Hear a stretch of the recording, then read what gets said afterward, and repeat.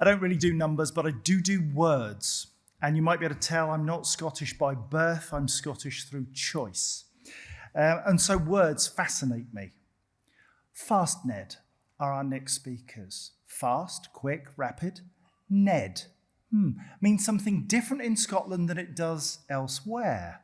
I looked it up. A hooligan, a petty criminal, a stupid or loutish man. Next up, we have somebody highly intelligent from Fastned. He is the UK Country Director, Tom Hurst.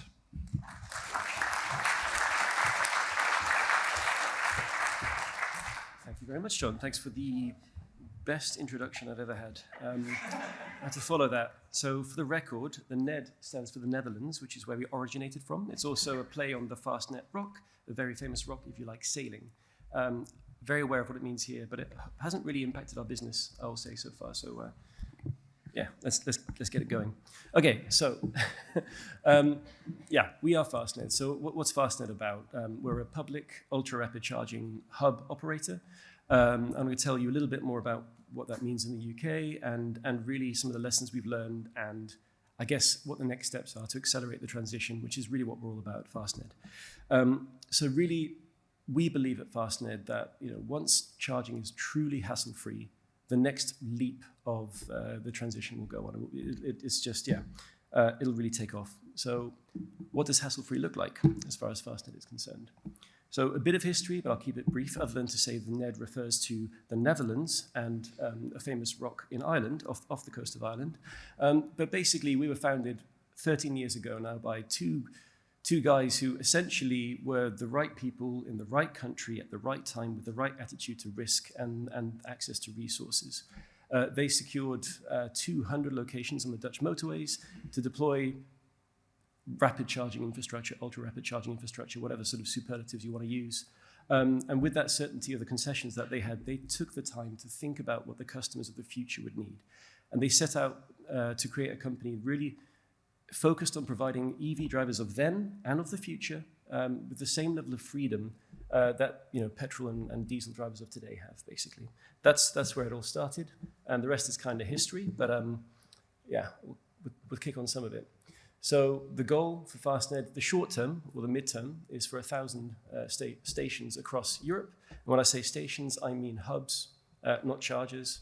We're currently operational. We're operational in 8 countries. We've got offices in 9 countries, including the UK. One of the great things about this, we've got they're not on the slide. There are some numbers there that show, progress. We operate over 350 hubs across these European countries, including just about 200 or so in the Netherlands right now.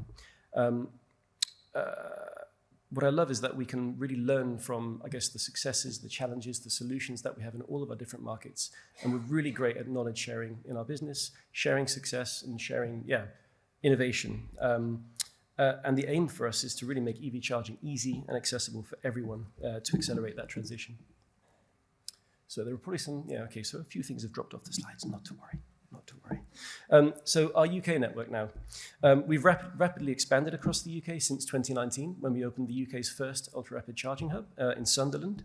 Our network now spans the length of the UK, so from Cornwall in the southwest up to Dundee right now in the north of Scotland. Well, not the north so much, but further north. We've just opened in Northern Ireland. We're opening in Wales soon. And indeed, we're growing in Scotland. So we currently operate 4 hubs. There'll be 1 opening in Greenock soon. And we've got another 6 in the pipeline that I can officially talk about. There's more unofficial stuff that we don't want to, put too much weight on. But yeah, what we do is we look for underserved areas. And when I say underserved, I mean areas where people haven't thought to put these chargers yet, these hubs. We look for where the cars are today, right? So we don't care too much about where, I guess, the highest levels of economic, sort of advantage are. We don't care so much about where the EVs today are because they're going to be everywhere. So why wouldn't you invest in these other areas? The big sort of caveat for us is we do need to invest in these high traffic locations. So we are very much that on-the-go, en-route charging provider. That's what allows us to make these long-term investments in long-term market growth. So we're talking millions per location. And so our hubs are off the major highways. as I say, actually I'll point to that photo there. It's my colleague Pav charging at our site in Hamilton. This opened almost exactly 3 years ago today. At the time, it was Scotland's largest ultra-rapid charging hub. And just an acknowledgement there, we received some significant support from the Scottish Government's low-carbon infrastructure transition programme back in the day, so thank you. But that enabled us to lead, enabled us to invest at scale in advance of demand. And that site continues to do good business, and we're getting ready to expand it. But yeah, we see ourselves, I think the one point to note is we are an important part of the charging puzzle, right? We're not here to solve every single user's journey or charging needs. The country as a whole needs everything at the kitchen sink when it comes to infrastructure, home charging, street charging, destination charging, hubs, motorways, you name it. We need everything. We need it fast. We need it yesterday. At pace. And I guess, like when I talk about the investment that we make, it is significant. Back in the day, it was about £1 million per location. With inflation now, it's more like £2 million per location, just in that initial infrastructure. And we invest above and beyond the bare minimum, right? We really invest in making sure we're visible, that our customers are safely, taken care of, they're sheltered from the elements. We have the CCTV in there. And that visibility is so important, not just for them to be able to find these hubs safely. This hub, we've just opened this one in just south of Belfast. You can see it from, a good 2 miles away. That means you can safely navigate there without looking at your GPS, without staring at whatever your charging app might be, risking, basic safety. And it's visible to everyone who doesn't drive an EV. They drive past it going, what is that? They drive in there in petrol cars thinking it's the nearby petrol station. This is what it looks like to convince people that this is a viable mode of transport. And that takes commitment. It takes a bit of a gamble. It takes risk.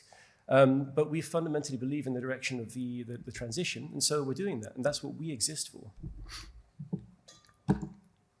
Go. So moving a little bit onto Scotland, I think we've seen the last 3 years we've been voted by EV drivers as the top on-the-go charge point operator in ZapMap surveys. They've had to change the nature of the ranking 3 times because every time bigger operators got a bit upset that they weren't actually voted by their customers to be as, let's say, as good. But of course, we're only as good as our last review, so watch this space come sort of September, November. It's the ranking we look at because it's voted by actual drivers. And how do we do this? How are we enabled to focus so much on the needs of drivers? It comes down to great design. It comes down to working really well together for operational excellence. It comes to best-in-class customer experience and an ecosystem that we have as a charging concept where everything possible we keep in-house. Everything that adds value, everything that you can learn from, whether it's the basic IP, whether it's design, feedback, data, you name it, that we want that in-house so that we can iterate, we can maintain our leadership and really learn and continue to innovate. Because the EV drivers of today are not the same ones that will be here in 5 years' time. I mean, they are. I hope they all will be. But we're talking about a much bigger, more broad market that is still only just coming to terms with the next phase of EV adoption.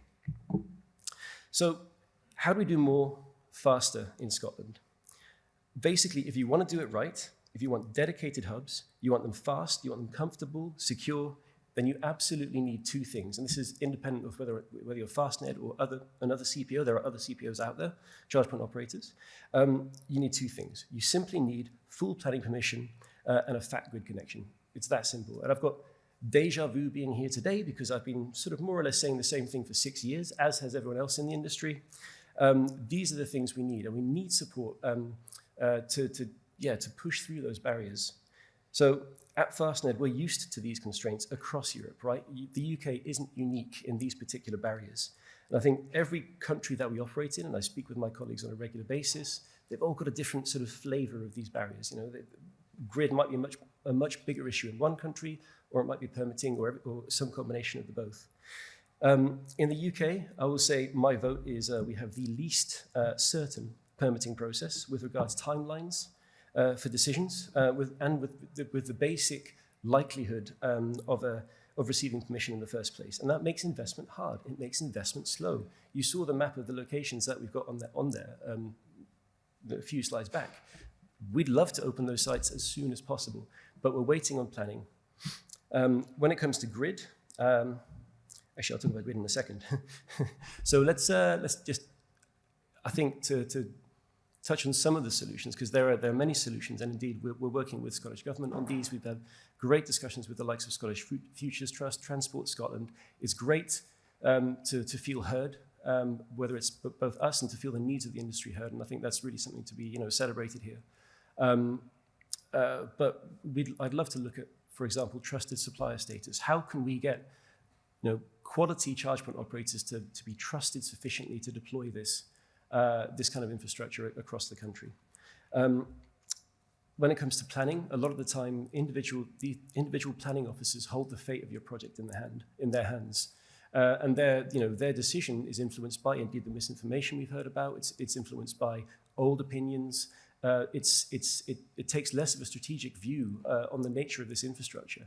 Let's help them make the right decisions, make appropriate decisions. So I'd love to see again some form of expert EV charging planning advisory body here in Scotland that is able to support local authority officers, and that can be done with a heavy hand, with a light hand, right? It can be advice, information, guidance. It could be calling these kinds of applications in so that they can be acted upon. Grid, again, I welcome actually Ofgem's recent announcement about tackling zombie projects. Here in Scotland, of those 6 sites that are official, 2 of them have got over 5 years to wait for the grid connection. Lovely sites, they've got planning permission, good to go. They will add to the local infrastructure, and we just have to wait for the clock to tick down. So really looking forward to how we can improve things there going forward, because time is of the essence. Let's do this quickly in the run up to 2030. One quick, I think you raised it. Yeah, okay, fine.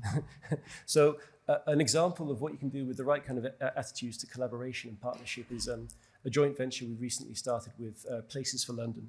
Places for London is Transport for London's property business, and we're pooling resources to develop a network of ultra-rapid charging hubs around the city.